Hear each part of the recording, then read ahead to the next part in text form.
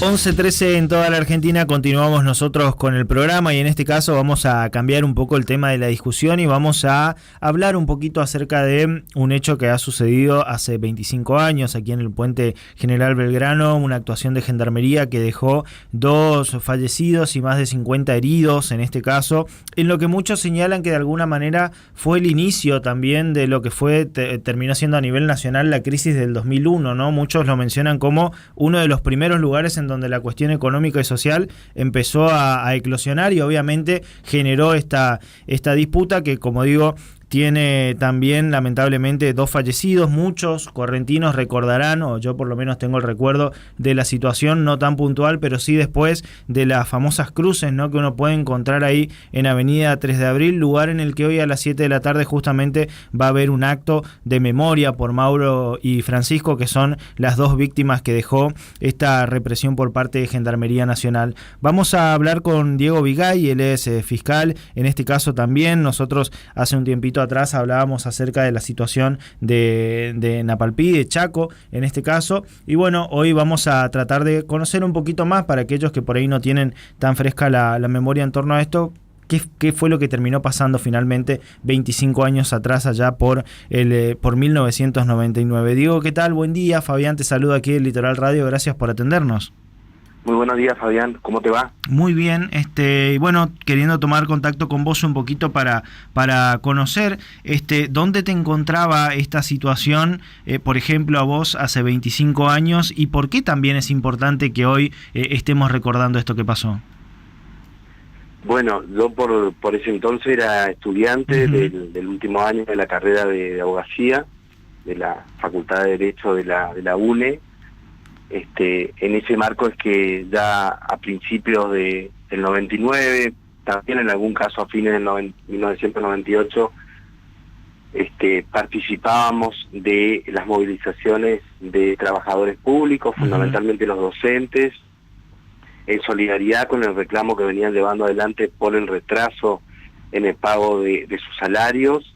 Yo pertenecía a una agrupación de izquierda que siempre teníamos la consigna de ser solidario con los trabajadores, que eran quienes de alguna manera con sus impuestos pagaban la posibilidad de que nosotros pudiéramos estudiar gratuitamente, y en ese marco nos fuimos involucrando y fuimos parte del proceso que se conoce como el Correntinazo, que fue una gran movilización popular de fundamentalmente sectores de los trabajadores públicos, pero de una buena parte de la ciudadanía correntina, que empezó reclamando lo que era el retraso del pago de los salarios, pero de a poco se fueron consolidando reclamos más estructurales de lo que era un sistema de gobierno conservador en la provincia de Corrientes, ¿no? Conservador, autoritario, casos de corrupción también, y bueno, ese proceso de alguna manera no tenía respuesta y se convierte en un campamento en la Plaza de la Dignidad,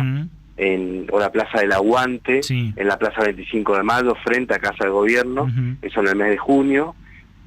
Había decenas de carpas que cada una representaba a un organismo público, a una escuela, se suman los colegios católicos también, con una presencia muy importante, se van sumando los tutores, ¿no?, los padres que acompañaban el reclamo de los docentes, que lo consideraban justo, entendían que se estaba generando un daño muy importante a la educación de sus hijos también, con el no pago de salario de los docentes. Bueno, un sinfín de sectores que se habían autoconvocado en esa Plaza 25 de Mayo. Se produce la destitución del gobierno provincial, bueno, un nuevo gobierno de coalición que tampoco termina de dar respuesta a los reclamos de la plaza, de esa gran movilización popular. Bueno, la verdad que un contexto de crisis estructural, social, político muy importante de la provincia, que tenía alguna expectativa, nosotros no, pero bueno, la mayoría de la plaza tenía mucha expectativa en el cambio de gobierno a nivel provincial, porque bueno, el gobierno nacional de Carlos Menem no había dado ningún tipo de respuesta. Eran gobiernos neoliberales que consideraban a determinados sectores de la Argentina, determinadas regiones como inviables, como insostenibles, el caso del Nordeste, por eso no había ningún tipo de ayuda.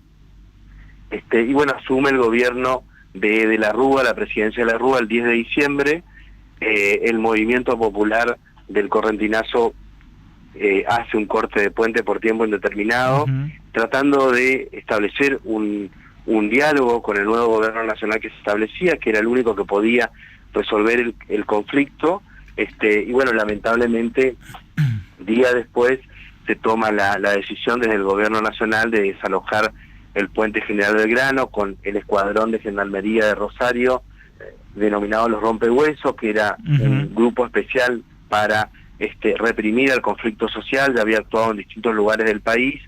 Ese procedimiento se hace a la madrugada, ¿no?, con gomones y lanchas que desembarcan en la Plaza Arasatí, con una serie de colectivos de la línea 11 que van por lo que es la Costanera Vieja.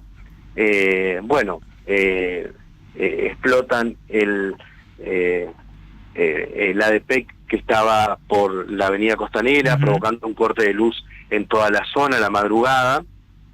Bueno, con una serie de gases, de balas de goma, logran desalojar el puente, y después, bueno, buena parte de los correntinos decide quedarse en la avenida 3 de Abril.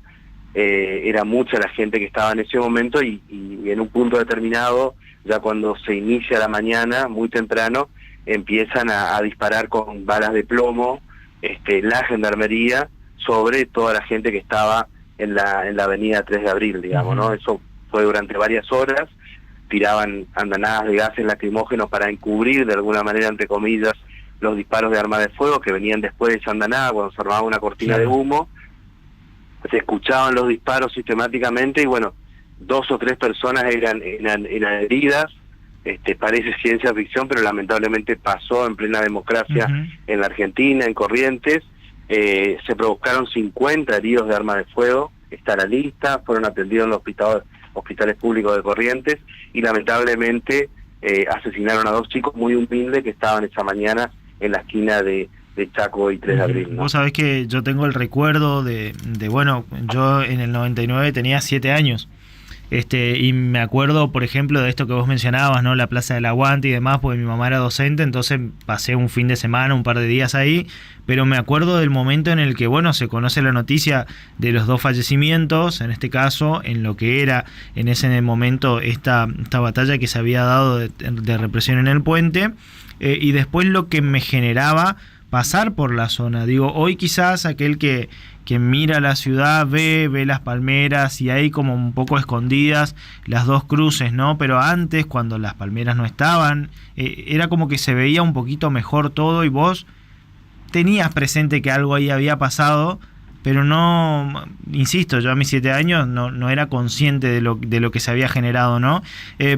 Ustedes en ese momento se podían dar cuenta de que esto podía llegar a tener algún tipo de réplica. Insisto en lo que mencionaba al principio, muchos toman al Correntinazo y a lo que pasó en Corrientes como la primer burbuja que se revienta de cara a lo que posteriormente iba a ser el 2001. ¿Se pensaba en eso? ¿No se pensaba en eso? ¿No se veía más allá de lo que estaba pasando acá naturalmente?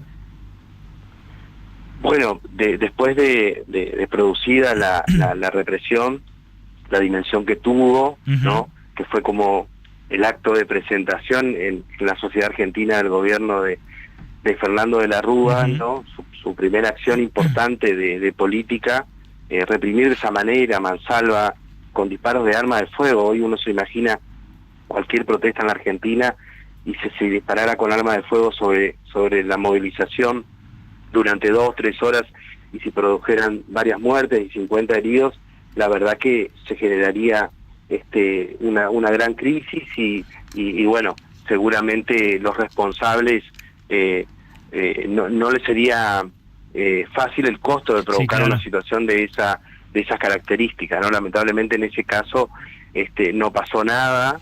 El hecho todavía hasta el día de hoy no tiene una instancia de juzgamiento, pero sí, de alguna manera uno visibilizaba que si el gobierno tomó esa decisión con la primera protesta con la que se encontraba, con el primer reclamo que se encontraba, que iba a ser un accionar sistemático, y de hecho a los 2 años exactamente reprime en toda la Argentina, con fuerzas federales fundamentalmente, también con algunas fuerzas provinciales, y se generan 50 muertes en toda la Argentina, ¿no? 50 asesinatos.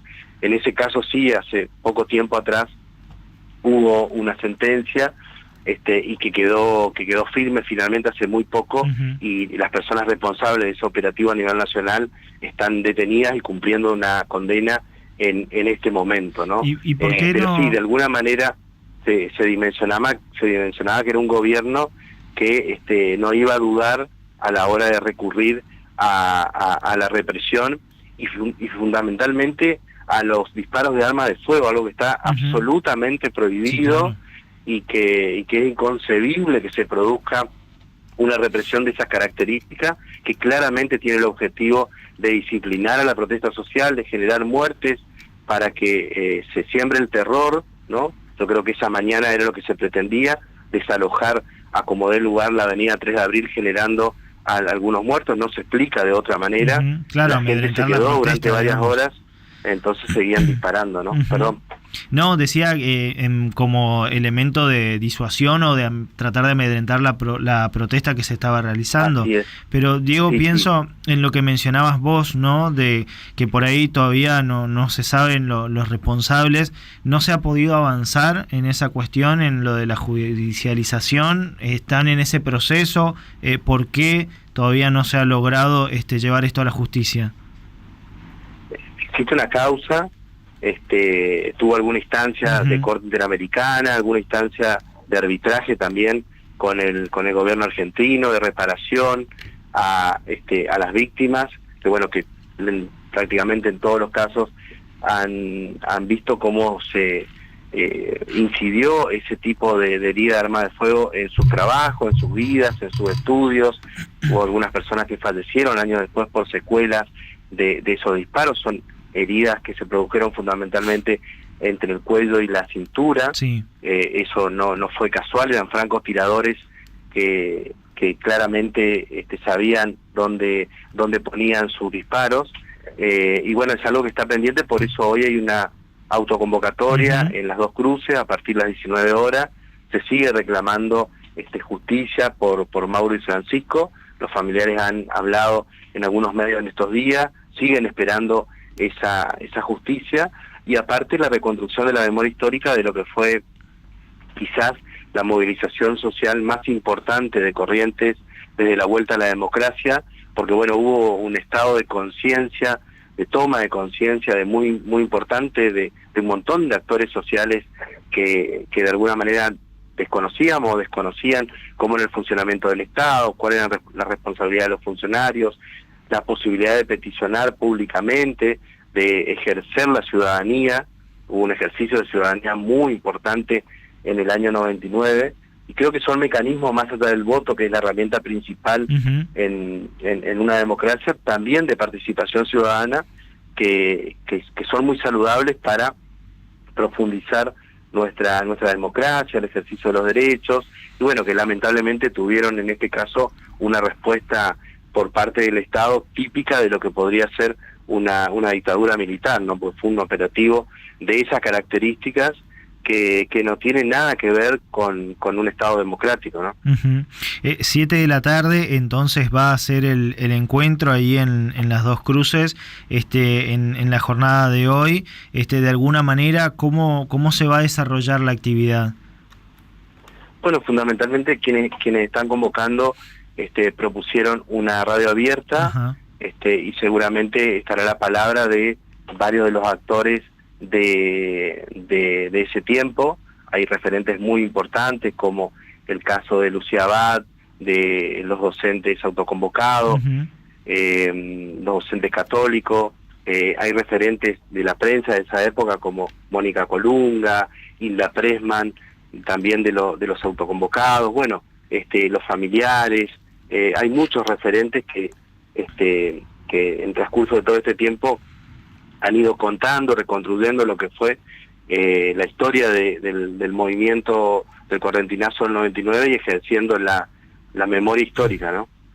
Diego, como siempre, la verdad es un placer poder charlar con vos. Te agradezco el tiempo y los minutos para, también no dejar pasar esta oportunidad de, invitar a la gente también a participar, ¿no?, de lo que va a suceder esta tarde, porque como vos decís, sin dudas que ha sido uno de los momentos de movilización más grandes que ha tenido, por lo menos, la historia moderna de Corrientes también, e incluso con ese cartel que se encuentra ahí en la llegada del puente, que da cuenta un poco también de lo que pasó, y me parece que son pequeños pasos justamente para que esto se mantenga en la memoria y sirva también como elemento de lucha colectiva. Te agradezco como siempre y te mando un abrazo grande, muy amable.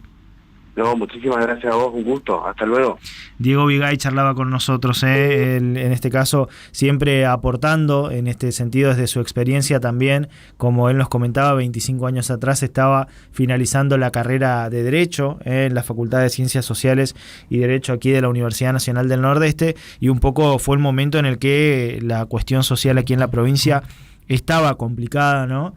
Yo recuerdo, como decía al principio, mi mamá era docente en esa época y recuerdo de estar en la Plaza 25 de Mayo, ahí en la famosa Plaza del Aguante, que está mal, pero me trepaba en el monumento a San Martín, ahí jugaba, no tenía otra cosa que hacer, vandalizaba monumentos cuando era chico, me trepaba el monumento de San Martín que está ahí en la plaza, porque habremos estado 3-4 días en una carpa y uno de 7-8 años, ¿qué más podés hacer? Ya no tenés otra cosa con que divertirte, había que rebuscárselas.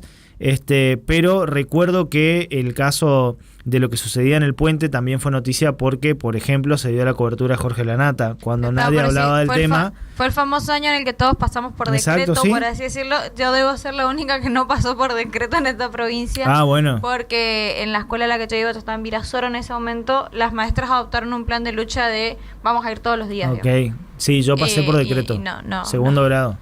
Nos fuimos igual, pero se hablaba de eso y vos eras muy niño, pero sabías que había algo que no estaba bien. Sí, incluso todos lados, digamos. Yo me acuerdo de la noticia del fallecimiento de los dos, y sobre todo me acuerdo lo que generaba pasar por ahí días después, porque es cierto, uno, aparte yo vivía lejos, no era que vivía en el Cambacuay, escuchaba los tiros, escuchaba el quilombo. Pero sí veía que mi papá miraba la tele, había una el cierta noticiero. tensión. Sí, no, eso se sentía. Esto que vos mencionaste, Jorge Lanata, por ejemplo, implementa esto de el periodismo social, claro, sí, a partir de, por ejemplo, algo que no se había hecho en Argentina y que fue una revolución, ¿no es cierto?, para el periodismo en sí, pero también para la voz de la gente, que fue poner el escritorio ahí en pleno puente, sí, y que el que esté hablando no sea el policía, no sea el funcionario, sino los que estaban o no en sean justamente justamente los voceros, sino la gente que estaba ahí, y entender qué hacía que un vecino se autoconvoque y vaya a pelear justamente por las cuestiones que le parecían justas, ¿no es cierto? Sí.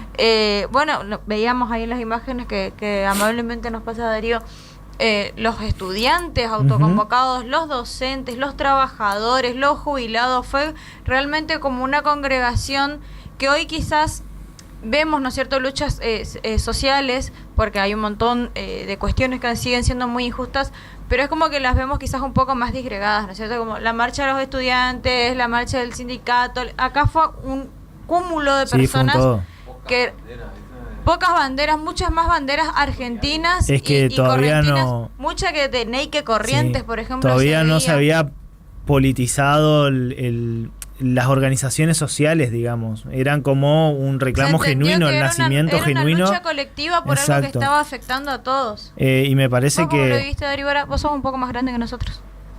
No, sí, por eso. No, sí, vos sabés que... ¿Pero vos te acordás o no? Yo me recuerdo... me acuerdo de una cosa que siempre repito, digo, cómo estuve abstraído, digamos, de esta situación, donde siempre suelo contar. Ya en varias charlas cuento esto, es decir, cómo cuesta por ahí cuando llegaba fin de mes y salía por ese tema, digamos, y acá hubieron gente que no cobraban hace 4 o 6 meses. Sí. ¿Cómo habrá vivido esa gente? Y bueno, yo me siento abstraído porque, bueno, en mi casa no pasó, eran mi viejo independiente, mecánico, me sentí muy lejos, digamos, todo esto. Después, salvo por eso, yo estaba en la secundaria, pasé por decreto, todo un despelote, casi siempre sin clase. Eso es lo único que recuerdo. Porque porque la gente no tenía, justamente no cobraba, entonces ¿Sí? se hacían las ollas populares para Sí, que sí, vayan sí. a comer, o sea, para que puedas comer ni siquiera de manera simbólica. Yo me acuerdo no de- tenías guita, boludo. Yo me acuerdo de eso, incluso, bueno, nosotros en la facultad hicimos un documental por lo que fue la toma del diario Época en ese mismo contexto, 11 días donde los salarios no se pagaban, entonces ellos dijeron, ¿saben qué? De acá no salimos hasta que nos paguen, y bueno, fue un poquito después igual, pero me parece también interesante porque uno ya habla de movimientos sociales y lo asocia naturalmente a la política o a sectores políticos determinados. Y acá, como decía Diego, en un momento, esto no pasó solo en Corrientes, fue pasando en distintos puntos del país. Lo de Costequi y Santillán es como el pináculo de toda esta erosión social que se fue generando y que incluso tiene también los mismos patrones que él decía, de un gobierno decidido a amedrentar las protestas sociales porque la cosa se le estaba yendo de las manos. Bueno, termina Sí, de la sí. Rúa yéndose en un helicóptero. Claro. Pero yo me acuerdo, por ejemplo, un poquito más del 2001 que no tanto de acá. Y me acuerdo del 2001 porque por lo que uno veía en la tele, de la gente Bueno, con las cacerolas, A los mí, por quilombos. ejemplo, en mi casa, quizás el 99 no fue así, ¿no es Ujú. cierto? Porque mi papá era privado. Claro, sí. Entonces, pero con toda la crisis, ¿no es cierto? Llega el 2001 y el privado se empezó a ver Sí, más también vale. muy afectado por esos 2 años de primavera que tuvieron, digamos. Sí, sí, sí. Y cuando pasa realmente eso, ahí es cuando en mi casa por lo menos se sintió ese impacto de papá no tiene trabajo y tiene que salir a mañarse con Sí. lo que sea. Yo eso Y sí le me tocó acuerdo. esperar un año y entra como empleado público, o sea, entra como docente Ujú. y tardó un año en cobrar su sueldo. Claro. Un año haciendo de todo, pero mirá, sé que no le va a molestar que lo cuente porque claramente estamos todas orgullosas del padre que tenemos.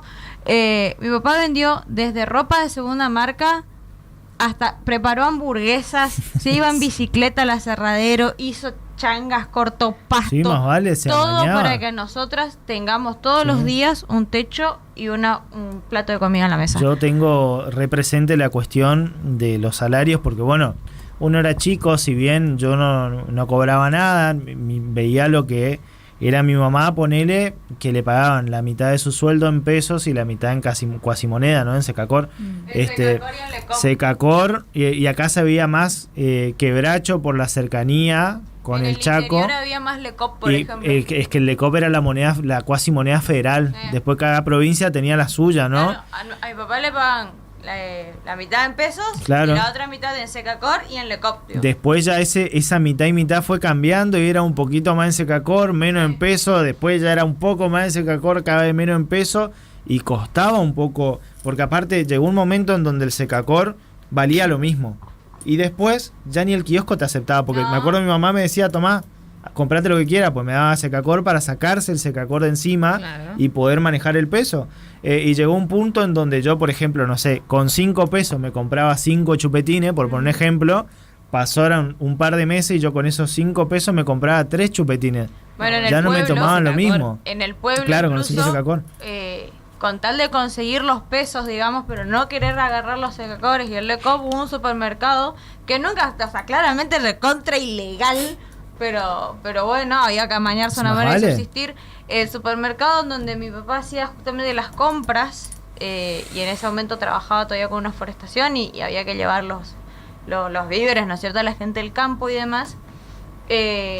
Le aceptaba, ¿no es cierto?, como hacer los cambios, pero por los bonos del supermercado. Exacto, sí. Entonces, te doy el vuelto en bono. bono, pero el bono de mi supermercado, ¿no es cierto? Tenés Pero que vos volver a comprar acá. Pero vos te garantizás que acá te van a aceptar Sí. lo que las cuasimonedas Sí. que vos tenés, pero a cambio yo quiero que vos me compres a mí, digo. Aparte es re loco porque es la época en donde vos te ibas al kiosco y vos decías, che, no tengo para darte 2 pesos, bueno, haceme un vale, y te anotaban vale por 2 pesos y vos volvías a la tarde, acá tengo, ¿cuánto sale? 1,50, bueno, tomá el vale y te daban los 50 centavos, era una época, papelito de mierda, era un boludo, pero- papel donde él escribía vale por o 2 sea, pesos. Yo sigo pidiendo era vale la igual. época medieval, nosotros nomás medio que armábamos nuestro propio dinero, Sí, ¿viste? Porque- sí, era todo muy raro, pero yo me acuerdo, por ejemplo, en la esquina de mi casa, donde ahora hay un Supermax, había otro supermercado, ¿no?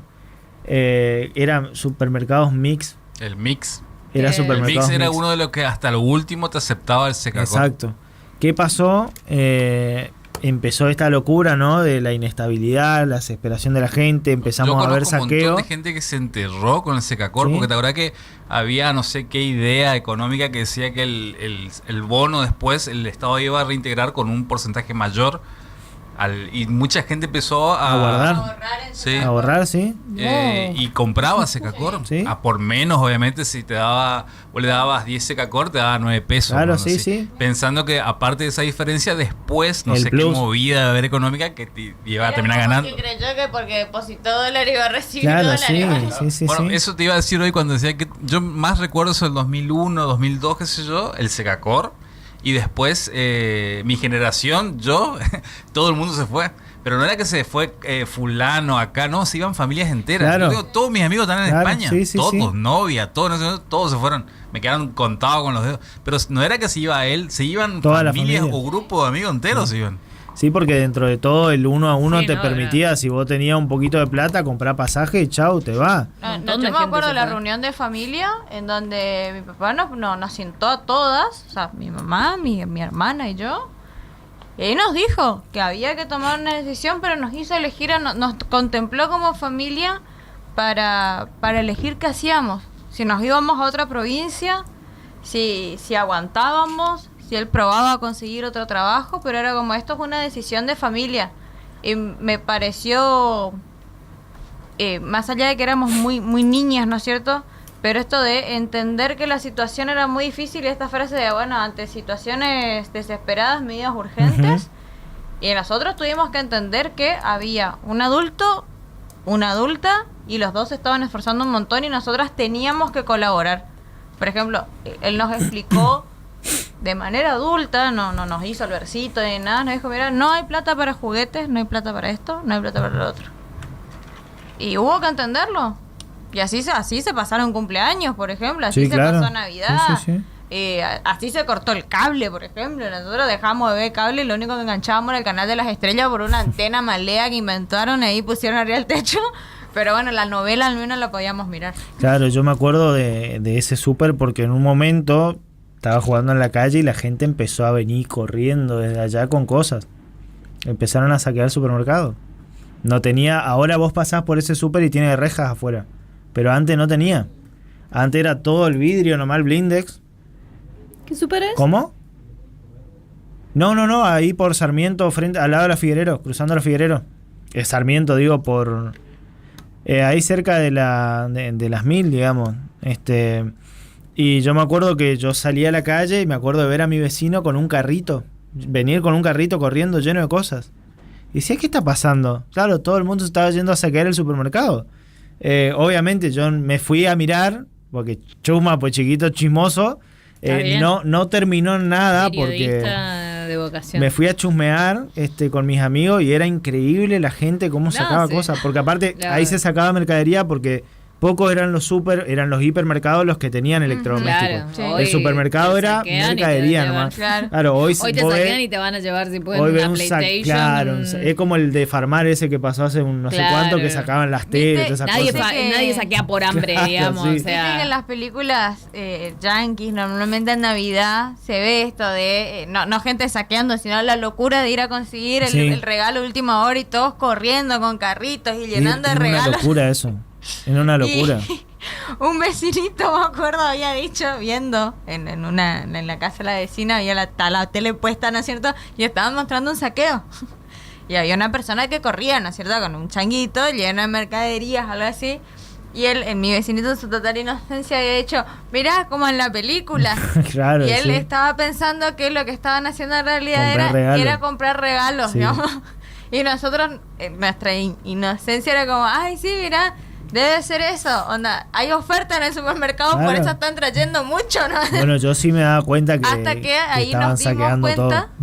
que quizás correr descalzo y en short y con un policía atrás, ¿no? Y no era ir a comprar en el supermercado. Y nos dijeron, están robando. La gente Encima era re loco porque mi vecino venía en cuero de ojota con un carro lleno de cosas, hacía full y entró, ni dobló, o sea, se tiró a la casa hacia adentro, sacó todas las cosas y Claro, ¿entendés? Como tomás el carrito, pum, pum, pum. Me parece sacá todo recontra acá. ñeri el saqueo, pero si tuvieran que saquear algo.